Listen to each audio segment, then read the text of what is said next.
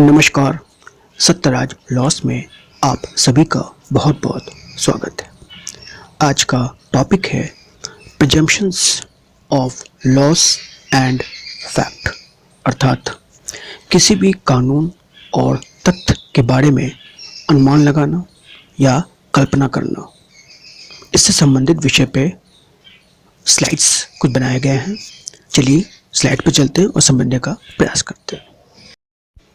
Presumptions को समझने के लिए पहले एक प्रश्न को लेते हैं और फिर उसके आंसर के माध्यम से समझने का प्रयास करते हैं।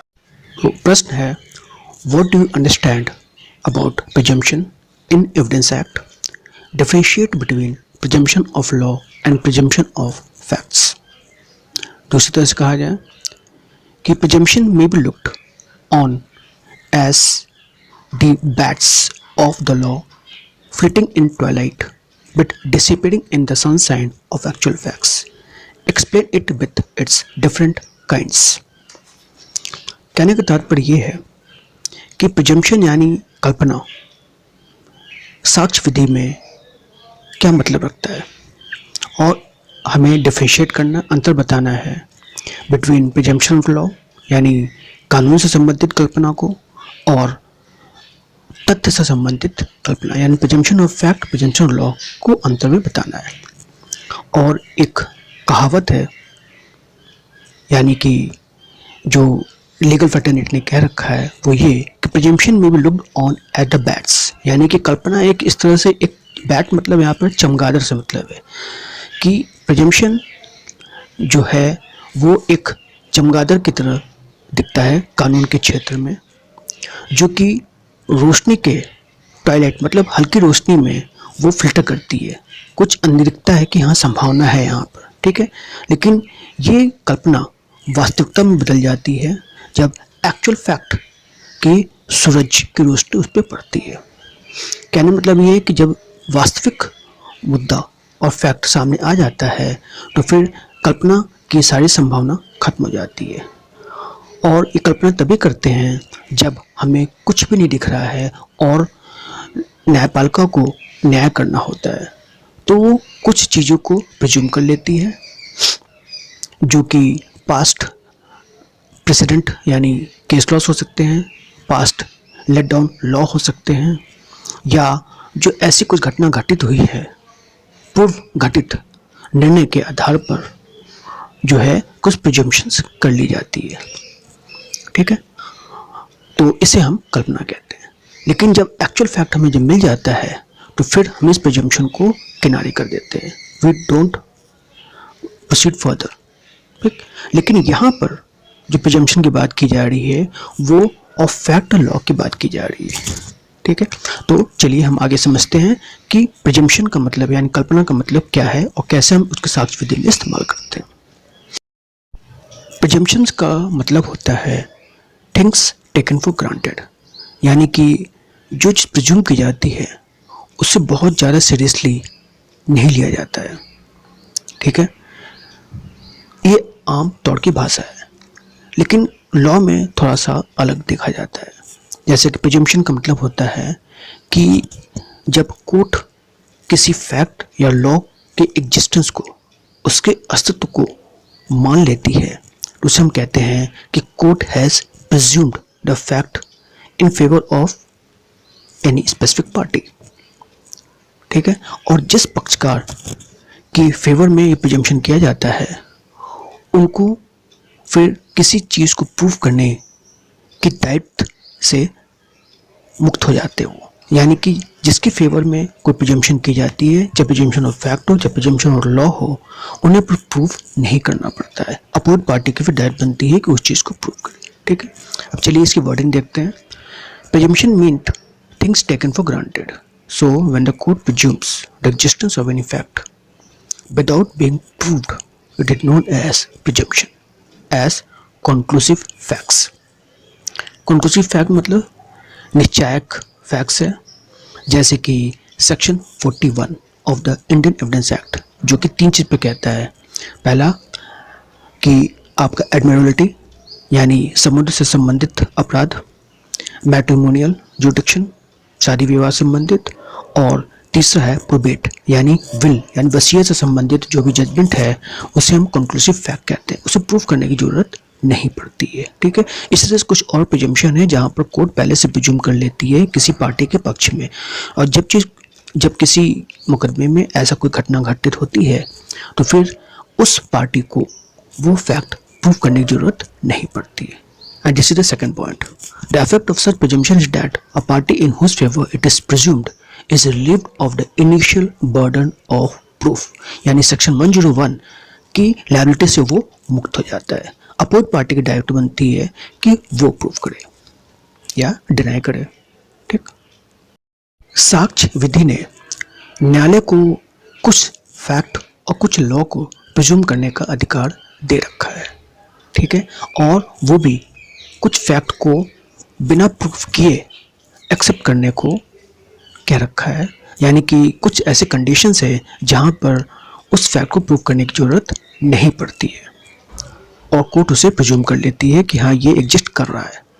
ठीक है, तो चलिए इसकी वर्डिंग को देखते हैं कि since law evidence has provided that court can take into consideration certain facts even without calling for proof of them, बिना प्रूफ करने के बाद करने के सिवाय वो किसी भी फैक्ट को कंसिडर कर सकती है। ठीक, this presumptions means an inference either affirmative or negative, ठीक है, of the existence of some facts drawn by court by process of probable reasoning from some matter of facts either judicially noticed or established by legal evidence। यानी कि court जो है किसी भी नतीजे को, चाहे वो नेगेटिव हो या पॉजिटिव हो, तो किसी भी फैक्ट के अस्तित्व को वो पॉजिटिवली या नेगेटिवली एक्सेप्ट कर सकती है, लेकिन एक्सेप्ट करने से पहले उनके लॉजिक में कुछ प्रॉबल रीजनिंग होनी चाहिए कि क्यों एक्सेप्ट किया जा रहा है। ठीक है, और वो जो नतीजे जो एक्सेप्ट किए जा रहे हैं, जो स्वीकार किया जा रहा है कोर्ट के द्वारा, या तो जुडिशियल नोटिस्ड है या एस्टैब्लिश बाय लीगल एविडेंस। ठीक है, साक्ष्य विधि के द्वारा वो स्थापित है और इसीलिए उसे एज इट इज स्वीकार किया जा रहा है। ठीक, जैसे एग्जाम्पल लेके presumption are drawn from the course of nature, प्रकृति से जैसे हम कुछ नियम को फॉलो करते आ रहे हैं, जैसे कि नाइट फॉलो डे, रात के बाद दिन होता है, दिन के बाद रात होता है, समर फॉलोस विंटर, गर्मी के बाद ठंडा, ठंडी के बाद गर्मी, यानी ग्रीष्मकालीन और ऋतुकालीन।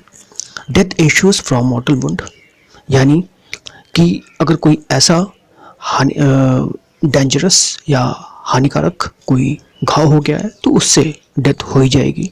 जैसे कि हम लोग को माना जाता है कि अगर वाइटल पार्ट पे कहीं चोट गहरी पहुंच गई है तो वो डेथ का कारण हो सकता है। ठीक है, ह्यूमन कंडक्ट, इंसान का व्यवहार कैसा हो सकता है, किस किस परिस्थिति में हो सकता है, जो कि मेंस्ट्रुआ के माध्यम से हम लोग जानने की कोशिश करते हैं, पब्लिक और प्राइवेट बिजनेसेस एक्सेट्रा, इन सब के बारे में कुछ लॉ पहले से लेट डाउन की हुई है जो कि जुडिशियली नोटिस्ड है। ठीक है, और अगर न्यायिक नज़र में वो पहले से ही अस्तित्व है तो उस चीज़ को प्रूव करने की जरूरत नहीं करती है। ठीक है, और ऐसे फैक्ट और लॉ को हम प्रिजम्पशन कहते हैं। एपेक्स कोर्ट ने भी M Narasimha Rao versus state of Andhra Pradesh 2001 supreme court में इस बात को हेल्ड किया हुआ है कि न्यायालय किसी भी निष्कर्ष पे पहुंचने से पहले वो चाहे तो उन फैक्ट, उन तथ्यों से नतीजा निकाल सकती है जो कि उसके समक्ष प्रोड्यूस किया गया है या प्रूफ किया गया है। ठीक है, और कुछ नतीजे जो है या किसी निष्कर्ष पे ऐसे ही पहुंचा जा सकता है जहां पर प्रिजम्पशन इन लॉ है, पहले से प्रिज्यूम कर लिया गया कि हाँ ये कानून है और उसके अंतर्गत वो किसी नतीजे पर पहुंच सकती है। और वो लॉ कैसा होना चाहिए, ये कोर्ट के डिस्कशन में निर्भर करता है कि जो ये बताता हो कि फला फैक्ट या फला मुद्दा जो है वो होने की संभावना है, क्योंकि जो सर्कमस्टेंसेस जो परिस्थिति है वो खुद ब खुद बयां कर देती है कि क्या घटना घटित हुई है और क्या घटना घटित हो सकती है या होने वाली है। ठीक है, तो इन सब चीज़ों को, उन परिस्थितियों को देखते हुए, उन फैक्ट को देखते हुए जो प्रोड्यूस हुआ है, प्रूव हुआ है, उसके आधार पर कोर्ट आसानी से किसी निष्कर्ष पे पहुंच सकती है। ठीक है, इसलिए presumption of law on the basis of any fact या presumption fact on the basis of any law can be derived for just decision of the case. ये एपेक्स कोर्ट ने ऐसे मामलों में हेल्ड किया हुआ है। हाँ, तो फ्रेंड, प्रिजम्पशन के प्रकार को अब हम देखते हैं। प्रिजम्पशन ऑफ लॉ याद रखिएगा, ये दो प्रकार के होते हैं, इररिबुटेबल एंड रिबुटेबल, यानी कि अखंडनीय और खंडनीय। दूसरा है प्रिजम्पशन ऑफ फैक्ट, जो कि हमेशा खंडनीय होता है। और तीसरा है मिक्स प्रिजम्पशन, यानी कि ऐसा कल्पना जो कि फैक्ट और लॉ से मिल करके बना हुआ है। ठीक, तो पहले हम देखते हैं प्रिजम्पशन ऑफ लॉ किससे कहते हैं। तो it is also known as artificial presumption. जो प्रिजम्पशन ऑफ लॉ है वो एक आर्टिफिशियल यानी कि मैन मेड प्रिजम्पशन होता है, विच आर इन्फ्रेंसेस और proposition established by the law, यानी कि जो पहले से लॉ लेट डाउन किया हुआ है उसके आधार पे हम किसी नतीजे पे पहुंचते हैं। And thus it is an reality are rules of law and part of the law itself, and the court may draw inference whenever the requisite fact are developed in pleadings। जब भी कोई ऐसे प्लीडिंग में या heading में या ऐसा argument में या ऐसा अवर्टमेंट में ऐसी कोई बात आती है जो किसी एस्टैब्लिश्ड लॉ के आधार पर कोई चीज़ अज्यूम किया जाता है, प्रिज्यूम किया जाता है, तो हम उसे कहते हैं प्रिजम्पशन ऑफ लॉ। ठीक, अब इसका पहला पार्ट क्या है, इररिबुटेबल, यानी कि अखंडनीय, दैट कैनॉट बी डिनाइड। ठीक है, it is that legal proposition which are conclusive in nature, यानी कि ये निश्चायक होता है। अखंडनीय मतलब इसको हम किसी भी तरह से डिनाई नहीं कर सकते, रिजेक्ट नहीं कर सकते हैं, it has to be accepted. ठीक, and which cannot be rebutted और overcome by leading evidences contrary to it, और इसको डिनाई करने के लिए किसी भी प्रकार के साक्ष्य को अलाउ नहीं किया जाता। जैसे कि section 82 of the Indian panel code, 82 क्या कहता है कि उसमें साफ साफ लिखा हुआ है कि कोई भी व्यक्ति जिसकी उम्र 7 साल से कम है उसके द्वारा कोई भी कार्य, भले ही आपराधिक क्यों ना, भले ही गंभीर यानी कि हीनियस क्राइम क्यों ना हो, फिर भी उसे हम अक्यूज नहीं कह सकते, उसे अपराध नहीं कह सकते हम कि उस बच्चे ने किया हुआ है। ठीक है, तो सेक्शन 82 में एक स्पेशल प्रोटेक्शन मिला हुआ है बच्चों को जो कि 7 साल से कम है, उनके द्वारा कोई भी गलत कार्य वो अपराध की श्रेणी में नहीं आता है, और इसको किसी भी तरह से हम कोई भी साक्ष्य या कोई भी एविडेंस दे करके इसे डिनाई नहीं कर सकते हैं। तो ऐसे लॉ को हम कहते हैं कि इररिबुटेबल प्रिजम्पशन ऑफ लॉ, यानी कि ऐसी कानून की कल्पना जिसे हम किसी प्रकार से खंडित नहीं कर सकते। ठीक है, दूसरा देखिए रिबुटेबल, यानी कि जिसे हम खंडित कर सकते हैं, डिनाई कर सकते हैं। It is one which can be rebutted by leading evidence to contrary, लेकिन इसके लिए साक्ष्य देना पड़ेगा। For example, any person is presumed to be innocent until he is proved guilty. ठीक, तो एक लॉ एविडेंस का एक पहले से बाय डिफॉल्ट एक प्रिज्यूम किया जाता है कि किसी भी व्यक्ति को हम निरपराध यानी कि इनोसेंट मानते हैं। ठीक है, यानी वो गुनाहगार नहीं होता है, हम ये मान करके किसी भी क्रिमिनल ट्रायल को चलाते हैं। ठीक, क्योंकि कोड कानून ये मानता है कि हर व्यक्ति निरपराध, इनोसेंट, और अगर इनोसेंट नहीं है तो प्रोसिक्यूशन पे लायबिलिटी बनती है कि उसे प्रूव करे, और जो भी चार्जेस फ्रेम कर रहे हैं that should be proved beyond reasonable doubt. अगर प्रूव हो जाता है तभी हम कहते हैं कि हाँ फला व्यक्ति accused is had been convicted, और जब तक प्रूव नहीं होगा हम हर व्यक्ति को इनोसेंट मानेंगे, निरपराध मानेंगे। ठीक है, तो इसलिए ऐसी प्रक्रिया को हम कहते हैं रिबुटेबल प्रिजम्पशन ऑफ लॉ, जिसे खंडन किया जाता है, लेकिन विद द एक laid down law, proper evidence के माध्यम से आपको प्रूव करना पड़ेगा बियॉन्ड रीजनेबल डाउट, तभी उसे खंडित किया जाता है। यानी खंडन करने के लिए आपके पास एक सॉलिड रीजन होना चाहिए। ठीक है, तो इस तरह से प्रिजम्पशन ऑफ लॉ दो प्रकार के होते हैं, एक होता है रिबुटेबल, दूसरा इररिबुटेबल। ठीक, प्रिजम्पशन ऑफ फैक्ट देखिए, it is also called natural presumptions. ठीक है, वास्तविक जैसा है वैसा ही एक्सेप्ट किया जाता है, which are influences naturally and logically drawn from experience and observation in the course of nature as human mind, human action, usages and habits of society etcetera. For example 114 and its illustrations. ठीक है, यानी presumption of fact एक ऐसा वास्तविक fact होता है जो कि ह्यूमन माइंड को जैसा है, ह्यूमन एक्शन जैसा नेचुरली ह्यूमन बिहेव करता है, ठीक है, यूसेजेस जो प्रथा चली आ रही है, हैबिट ऑफ सोसाइटी समाज की कैसी आदत पड़ चुकी है, उन सब चीज़ों का एक संकलन बना हुआ है, इलस्ट्रेशन बना हुआ है सेक्शन 114 में। तो वो जितने भी पॉइंट दिए हुए हैं वो सारे के सारे प्रिजम्पशन ऑफ फैक्ट में माने जाते हैं। ठीक है, कोर्ट कहता है कि दिस फैक्ट आर एग्जिस्टेबल। ठीक, नेक्स्ट है मिक्स प्रिजम्पशन। ये जो है फैक्ट और लॉ यानी तथ्य और कानून के मिलकर के बना हुआ है। It holds an intermediate place. ये बीच का यानी फैक्ट और लॉ के बीच में जो गैप आ जाता है वो यहाँ से फिलअप होता है between two form of presumption and consist chiefly of certain presumptive inferences which from their importance attract as it were the observation of law। ठीक है, यानी कि मिक्स प्रिजम्पशन होता है लेकिन मेन इनका बेसिक होता है कि लॉ पे ज़्यादा ध्यान देते हैं, फैक्ट पे कम। लेकिन जहाँ पर गैप होता है प्रिजम्पशन ऑफ फैक्ट और फैक्ट ऑफ लॉ, तो वहाँ पर मिक्स प्रिजम्पशन से काम चलाना पड़ता है जिससे कि सही फैसला किया जा सके। Section 4 of the Indian evidence act, वहाँ पर 3 प्रकार के प्रिज्यूम दिए हुए हैं। पहला मे प्रिज्यूम, ठीक है, जो कि आपके सामने है। दूसरा सेल्फ प्रूफ आगे आएगा और तीसरा है कंक्लूसिव। ठीक है, तो मे प्रिज्यूम देखिए तब आता है जब कोर्ट इज नॉट श्योर, हालांकि वहाँ पर लिखा है मे प्रूफ, तो court is not sure of existence of fact so ask the party to prove or disprove it. यानी जब किसी फैक्ट पे कोर्ट श्योर नहीं होती है तो वहाँ पर मे प्रिज्यूम किया जाता है या मे प्रूफ कहा जाता है।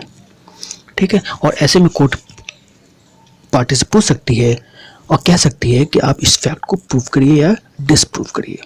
ठीक, अच्छा आगे इसकी वर्डिंग देखिए। It is also called praesumptio hominis. Court है discretionary power either to presume it और नॉट। किसी फैक्ट को प्रिज्यूम करे ना करे ये पूरा उनके विवेक के अधीन पे निर्भर करता है। The court may presume the existence of fact to be proved unless it is disproved or may call for proof of it. This kind of presumption is based upon experience and observation of human brain, affairs, usages and custom as presumption as to abetment of suicide by married woman under section 113A। देखिए, कोई भी विवाहित महिला अगर suicide कर लेती है तो ये प्रिज्यूम कह रहे हो, कोर्ट प्रिज्यूम करेगी कि जरूर उसको उत्प्रेरित किया गया है हृदय में। ठीक है, तो श्योर नहीं है कि उसने सुसाइड अपने मन से किया है कि किसी ने उसको उत्प्रेरित किया हुआ है। ठीक है, तो ऐसे फैक्ट को जो under section 13A capital A of the Indian act में दिया हुआ है, ऐसे फैक्ट को प्रूव करने के लिए पार्टी से कहती है कि आप प्रूव करिए कि आपने उस महिला को उत्प्रेरित नहीं किया है सुसाइड करने के लिए, आत्महत्या करने के लिए। ठीक है, दूसरा देखिए शैल प्रूफ या शैल प्रिज्यूम। तो यहाँ पर शैल का मतलब है court is sure of existence of fact so ask the party to disapprove it. जब कोर्ट को श्योर है पूरा 100% वो सुनिश्चित हो जाती है कि हाँ ये फैक्ट एग्जिस्ट कर रहा है, तो अपोजिट पार्टी को कहेगी कि आप इसे डिसअप्रूव करिए। प्रूफ तो हो चुका है, अब तुम डिसअप्रूव करो। नहीं कर पाओगे तो हम इसे एज इट इज एक्सेप्ट कर लेंगे। ठीक है, तो court had no discretionary power and it shall presume the existence of a fact to be proved unless it is disproved and that is rebuttable presumption of law. खंडनीय presumption of law है, जैसे कि presumption as to dowry death under section 113B। यानी कि कोर्ट ये मान लेती है under section 113B of the Indian 1872 कि डाउरी डेथ यानी जो डेथ हुई है वो 113B में जा रहा है जो कि हमारे इंडियन पेनल कोड में 304B में दिया हुआ है, वो उसके साथ पढ़ने की जरूरत है। तो यहाँ पर अगर कोई डेथ हुई है डाउरी में तो ये माना जाएगा कि दहेज के लिए किसी महिला की हत्या की गई है। अब जिस पे आरोप लगा है उससे ये कहा जाए कि अब आप प्रूव करिए कि नहीं ये बात गलत है, और नहीं प्रूव कर पाए तो माना जाए कि हाँ you are guilty for dowry death.